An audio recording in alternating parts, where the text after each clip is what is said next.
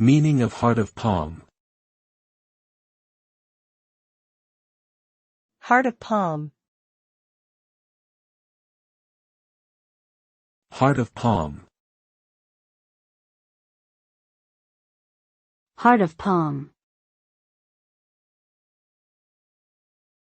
Heart of palm.